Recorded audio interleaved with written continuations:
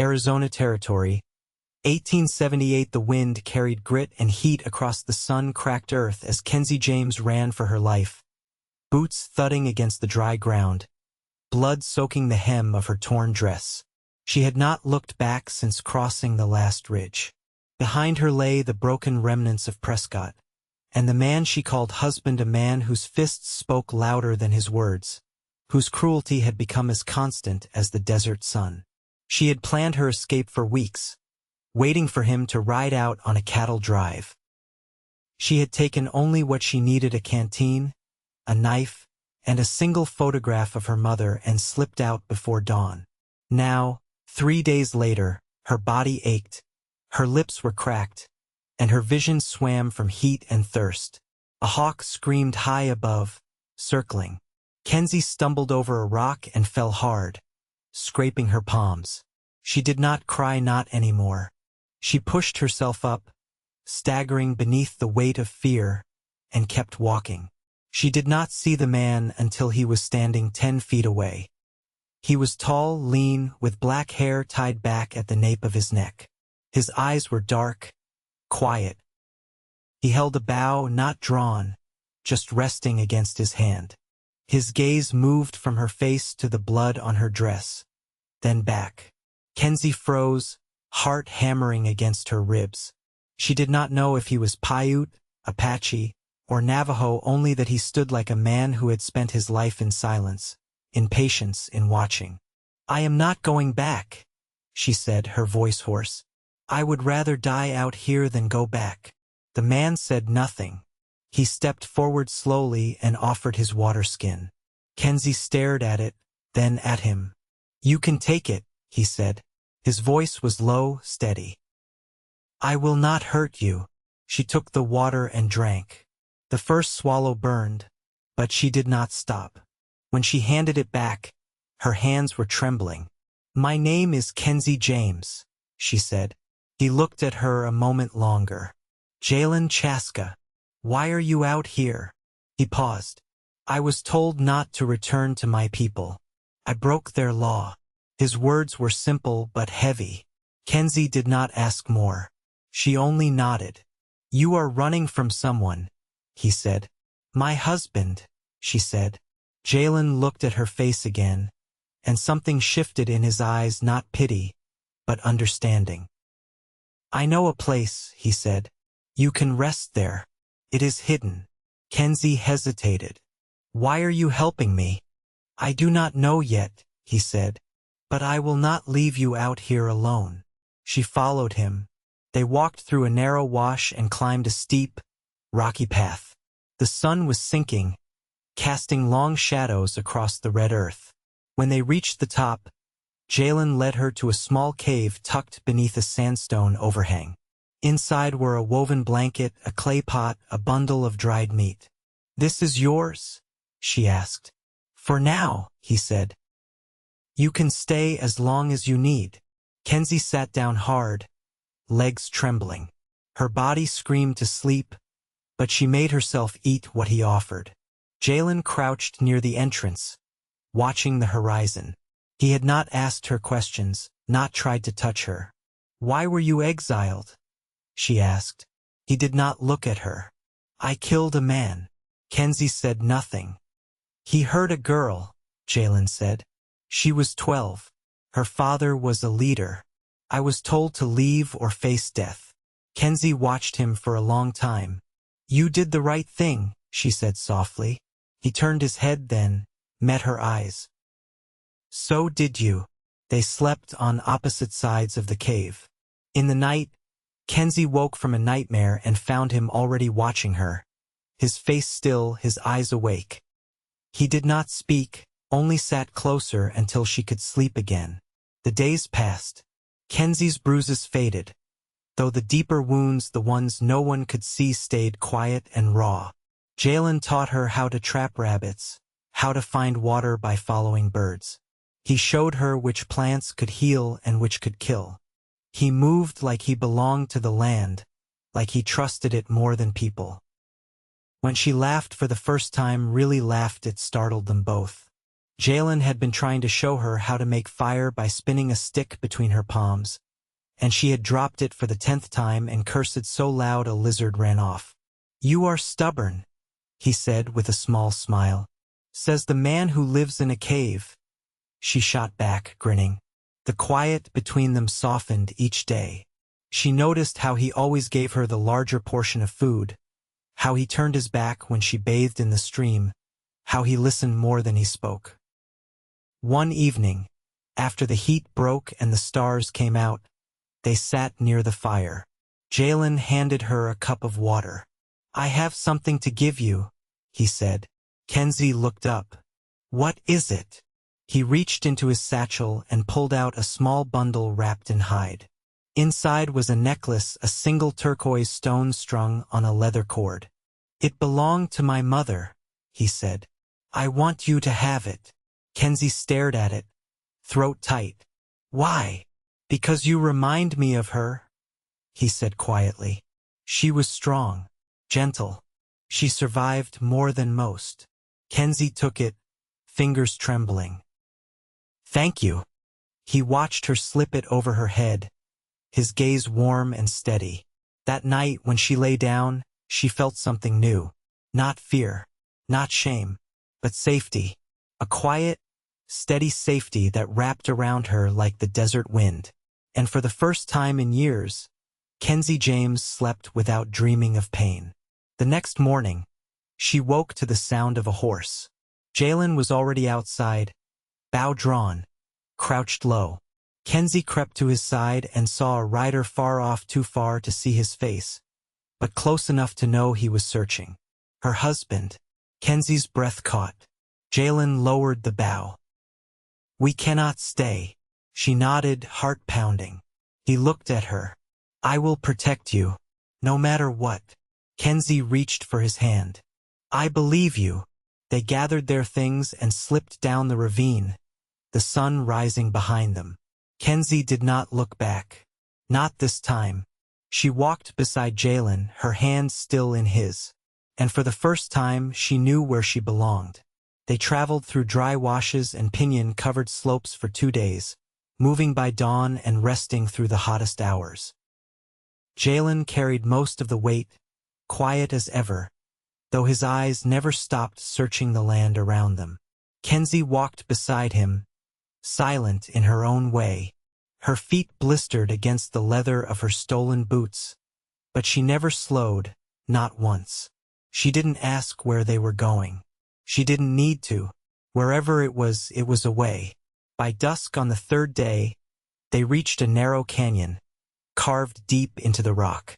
Juniper trees leaned over the rim, and the shadows inside held the kind of stillness that kept men cautious. Jalen studied the entrance a long while before nodding once. "There's water at the back," he said. "It's safe here, hard to track." She followed him down the rough path, brushing away bramble and thorn. The air cooled as the walls rose on either side, and the heat of the day pulled back like a tide. When they reached the bottom, a spring trickled from the canyon wall, pooling into a shallow basin ringed with moss. Jalen knelt and dipped his hand in. "It runs clear." Kenzie crouched beside him, cupping the water to her lips. The cold shocked her teeth.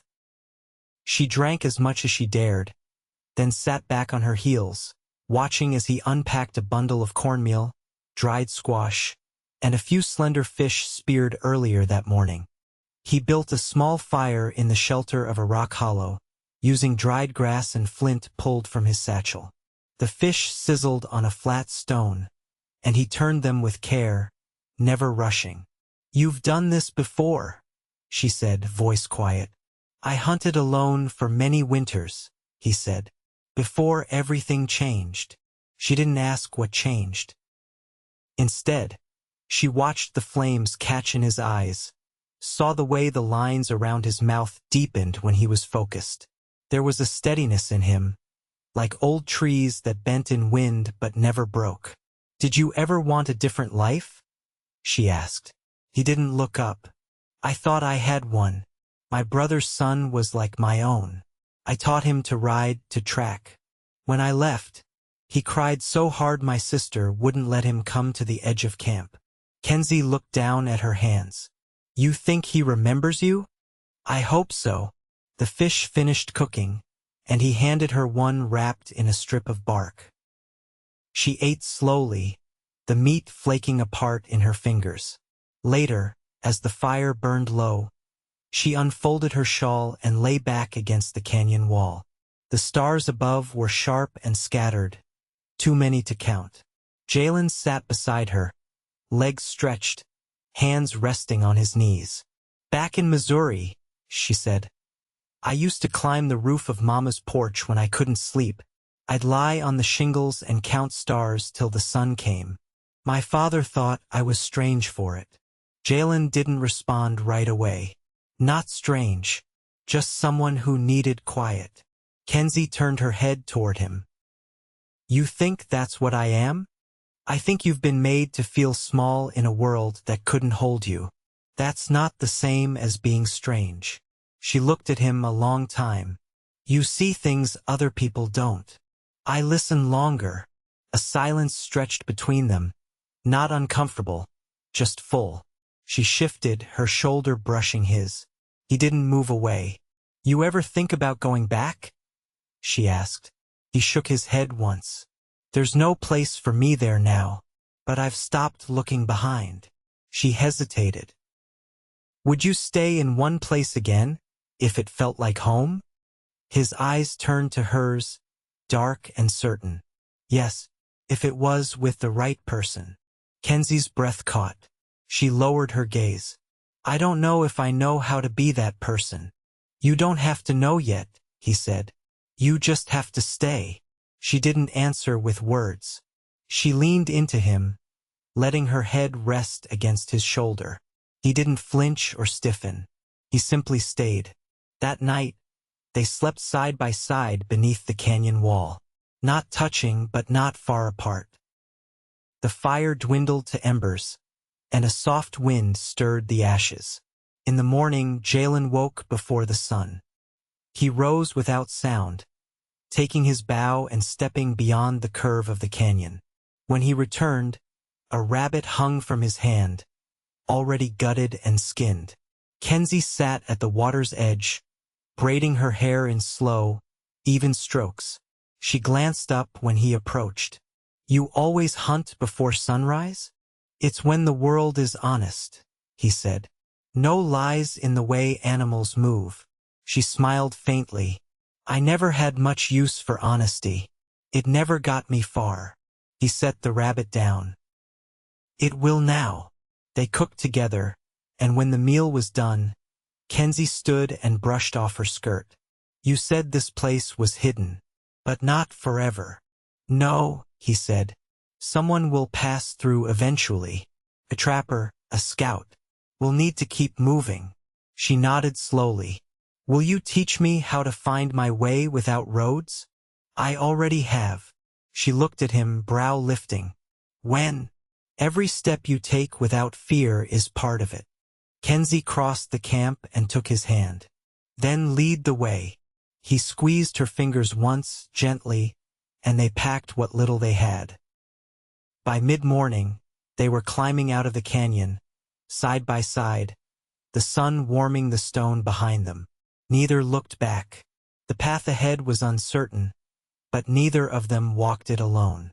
The high country opened before them in quiet folds of pine and shale, the land rising into ridges shaped by time and wind, far from any trail a man would follow who didn't know how to listen. A week had passed since they left the canyon. Nights grew colder, and the creak of the trees no longer sounded like warning but like breath. Kenzie had learned to move differently. Her steps grew lighter, her eyes sharper. She could find edible roots without asking, and when Jalen stopped to watch the slope for game, she no longer waited for instruction. She watched with him, still and alert. Late one afternoon, as they crossed the edge of a broad meadow thick with tall grass and scattered yarrow, Jalen paused and tilted his head. Kenzie stopped beside him, following his gaze. Beyond the far tree line, smoke curled upward in a thin, steady ribbon. Not wild, not accidental. Could be a family camped for winter, Kenzie said, measuring her voice. Jalen's jaw tightened. Or a scout. Some men track with fire to draw the lost. She shifted her grip on the bundle she carried. We go around. He nodded once, and they turned north, skirting the edge of the trees. The smoke faded behind them, and the light died slow and golden across the grass. They made camp beneath a granite outcrop, the stone holding warmth from the day. Jalen carved a narrow trench for their fire, hiding the glow. Kenzie gathered pine needles for bedding, working in slow, practiced movements. When she returned, he was sitting on his heels, scraping the bark from a long branch with the edge of his flint knife. "What's that for?" she asked, setting the bedding down. "A walking staff," he said. "For you. The slope ahead is steep." She crouched beside him, watching the shavings fall. "You don't think I can handle the climb?" "I think you've already handled more than most." Kenzie looked at the staff, then at him. "I don't know how to thank you for what you've done." "You don't owe me that," he said. "I know. That's what makes it matter." He studied her a moment, then passed the finished staff into her hands. The wood was smooth, the top wrapped in a strip of deer hide for grip. She ran her fingers over it, then looked up. "Did you ever think," she said quietly, "you'd be walking this land with someone like me?" Jalen turned his gaze toward the fire. "I thought I'd spend the rest of my life alone. Because of what you did? Because I stopped believing I could belong anywhere." Kenzie settled beside him. "I don't know if I believe in belonging. But I believe in staying beside someone who doesn't look away." He didn't speak, but his fingers brushed hers just once, just enough to say he'd heard. The next morning, frost clung to the grass in a thin white layer. They broke camp early and climbed into the higher ground, where the air thinned and the views stretched wide across the valley below. By midday, they reached a plateau dotted with aspen and scattered rock shelves. Jalen veered toward a shallow cliff face, where the stone curved into a natural shelter. "This is where I stayed the first year I was gone," he said. "No one comes this far unless they mean to be forgotten." Kenzie stepped beneath the overhang. A faded circle of charcoal marked the place where a fire had once burned. She turned slowly, taking it in. "It's beautiful," she said. "It was quiet," he answered. She looked back at him. "Do you want to stay here again?" "I want to stop running." Kenzie nodded. "Then let's make it ours." They began building slowly. Jalen gathered branches and stone, and Kenzie wove grasses between fir boughs for windbreaks. She lined the inside of the shelter with dried moss, and they dug a narrow pit for storing food below the frost line. They worked without talking much, but each motion spoke clearly. That night, as they sat beside the fire they'd built together, Kenzie reached into her satchel and pulled out the photograph she'd carried since the day she left. She held it out to him. "My mother," she said. "She died when I was 16. I think about what she'd say now." Jalen took the image gently. "What do you think she'd say?" "That I finally stopped waiting to be saved." He handed it back. "I think she'd be proud." Kenzie pressed the photo to her chest a moment, then tucked it away. She turned to him, voice low. "I don't want to keep walking alone once this place is built."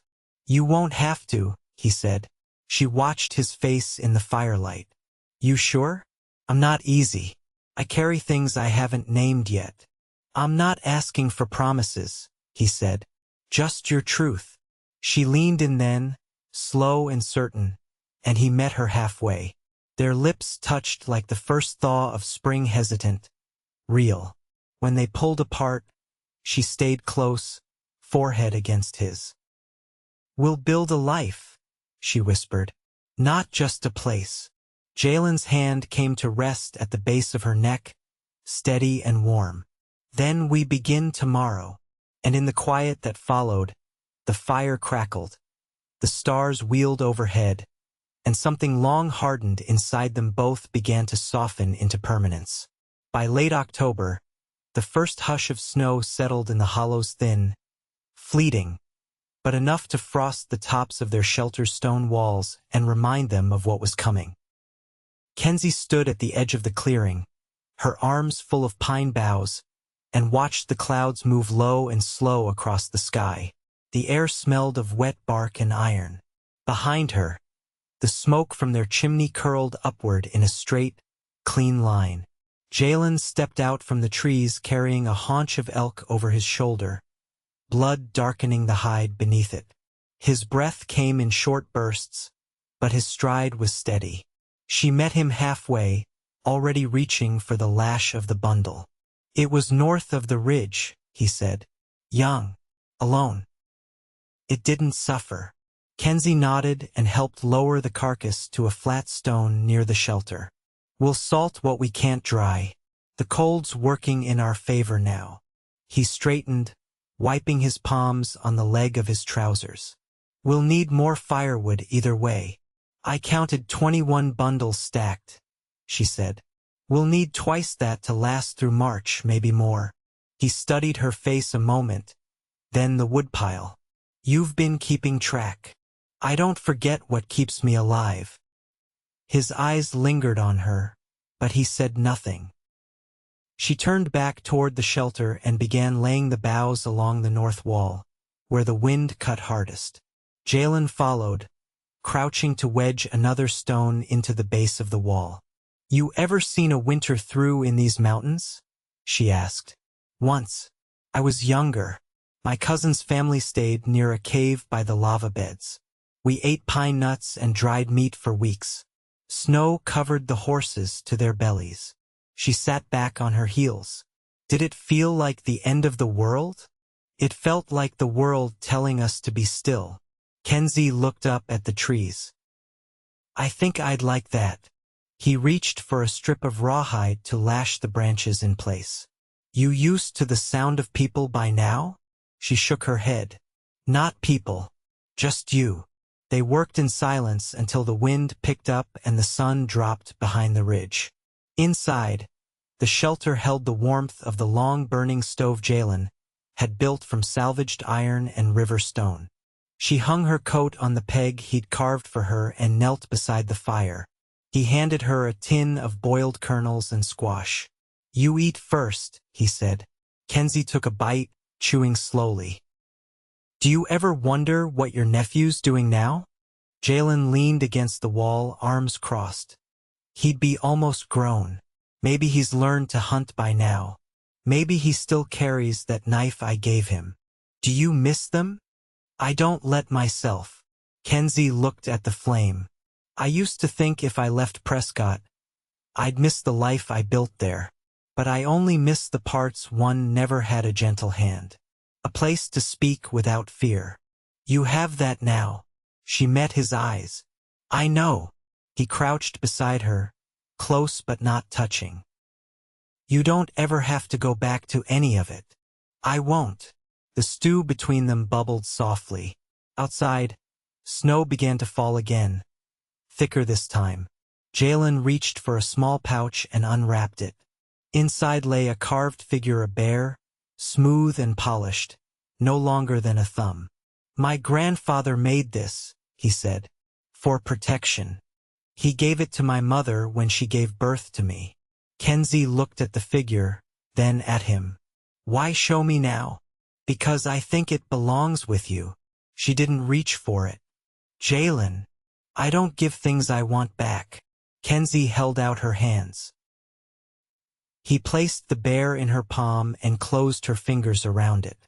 "You've carried yourself through every dark place," he said. "But I want to be the one beside you now." She nodded, her voice caught somewhere in her chest. He didn't rush her. He simply waited as he always had. After a moment, she leaned forward and kissed him, sure, slow, and without hesitation. Not the beginning of something uncertain, but the answer to a question that had lived between them since the first fire they'd shared. When she pulled back, she didn't let go of his hand. "We'll make the winter ours." she said. He smiled with his eyes, soft and certain. And whatever comes after. Outside, the snow thickened, covering the tracks that had led them here. Inside, the warmth held. The fire burned steady. And for the first time in her life, Kenzie James didn't count the days ahead in fear but in the quiet promise of staying. In the deep of a late November dusk, the wind changed. It slipped down from the high ridges with a sharper edge, carrying the scent of something unfamiliar, smoke laced with cedar. Not their own, not from any fire they'd built. Jalen paused at the tree-lean, his axe resting against his shoulder, and narrowed his eyes toward the north slope. Kenzie, stacking cut limbs by the shelter wall, noticed the stillness in him and set her gloves aside. "Is it close?" she asked, adjusting the scarf around her neck. He didn't answer right away. Not close enough to see, but not far enough to ignore. She tied the scarf tighter. Could be travelers passing through. Could be someone looking. Kenzie stepped to his side. "You think it's him?" "I think someone's come too far from the usual paths to mean well." They didn't speak again until the fire was lit and the door latched. Inside, the shelter was warm. The walls lined now with cured hides and shelves Jalen had built from saplings stripped and sanded. Kenzie stirred a pot of beans and wild greens, her brow furrowed. "If it is him," she said softly, "I won't run again." Jalen looked up from the grindstone where he was honing the blade of his hunting knife. "You won't have to." After they ate, she took out the small bag of dried sage she'd kept tucked in the corner of her pack, something she'd traded for years ago and never dared use until now. She burned a pinch in a dish of stone and let the smoke curl into the corners of their home. "I used to think this was just for show," she said, watching the tendrils rise. "But I think it steadies something in me." Jalen set the knife aside. "What you believe shapes what you become." Kenzie met his eyes. "Then I believe I'm not the same woman who left Prescott." "You aren't," he said.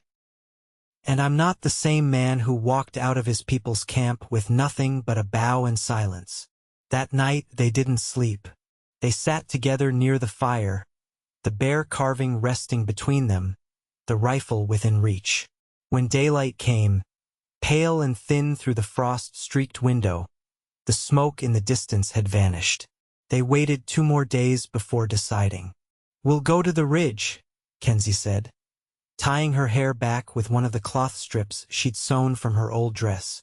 "If there's a camp, we'll see it from there." Jalen packed flint, a skin of water, and the rifle. "We don't take chances. If it's just a trapper, we move on. If it's him." Kenzie held his gaze. "Then we finish it." The climb was steep, the snow knee-deep in the hollowed places, but they reached the overlook by afternoon. It was there they saw the horse tethered beneath a dead juniper, no rider in sight. A small fire pit, cold now, sat beside it. Nothing else. No tent. No prints leading toward their shelter. Kenzie crouched beside the ashes. "He wasn't here long." Jalen knelt and touched the edge of the burned wood. Still warm underneath. "He's watching." Kenzie stood slowly. "Then let him see me stand." They turned back, not hurrying. No words passed between them. They didn't need them. By the time they returned, the sun had dipped behind the ridge, and the wind rose again. That night, Jalen did not sleep. Kenzie lay beside him, her hand resting close to his, both of them listening. At dawn, the horse was gone. No one came. Days passed. No further sign. The smoke did not return. But the unease lingered. It was Kenzie who broke the silence one morning as she folded a blanket near the hearth. "I won't live a life always watching the trees." Jalen looked up from the leather he was stitching into new mittens. "Then we make sure he can't follow." She crossed to him and knelt. "Let's leave come spring. Go where no one knows either of our names." He nodded once. "East or north?" "North," she said. "Past the Salt River." somewhere with trees tall enough to lose the past between them. They spent the rest of the season preparing. Jalen trapped and dried meat in long ribbons, packed it with herbs into tight bundles. Kenzie stitched packs from hide, cured deer sinew for thread, and lined their coats with rabbit fur. They spoke little of the man from before, only of what was ahead. When the thaw came, slow and tentative, they left nothing behind. They traveled for weeks, moving by rivers and shadow, following the old ways Jalen had once learned from his uncle. Kenzie never faltered. She led when he was tired, carried when he needed hands. They crossed canyons and skirted settlements, never staying long in any one place. It was early June when they found the valley. The land opened gently between two long ridgelines, a creek winding through the center, elk tracks fresh in the mud. There were trees enough for cover and sun enough for growing things. Kenzie stood at the edge of the clearing and turned in a full circle, face to the wind. "This is it," she said. Jalen placed his hand against her back. "We'll build something that lasts." And they did. By midsummer, they had raised a cabin with hewn logs and a stone chimney. Kenzie planted squash and beans in a fenced garden, traded with a mountain family for wool and seeds. Jalen hunted, shaped arrowheads, taught her the names of birds by their call. They built shelves, a wash basin, a smokehouse, and a coop for the two hens she bartered for with dried herbs and stitched cloth. They married beneath a cottonwood tree, just the two of them. No vows spoken aloud, only hands joined and eyes steady. The wind moved through the leaves like a song too old to name. Seasons passed without fear. No one came looking. One autumn evening, years later, Kenzie sat on the porch, a baby strapped to her chest, her hair streaked with silver. Jalen carved a cradle from pine, smoothing the wood with slow, patient strokes. Their dog dozed at his feet. Smoke curled from the chimney, and the scent of stew filled the air. She looked over at him, her voice low and full. "You gave me more than safety." He met her gaze. "You gave me a home." She smiled. "We built it together." And they had. The child in her arms stirred and settled. The wind rustled the leaves, and the past lay buried beneath every step they'd taken toward each other. They never spoke of Prescott again, nor of the man who once haunted her dreams. There was no need. Some things had been left behind in truth. Others had been replaced by a life grown slowly, with love that needed no name and no promise beyond the one they lived each day. And they grew old beside each other, in the house they built with their own hands, in the valley no map marked, where no one ever came to take anything again.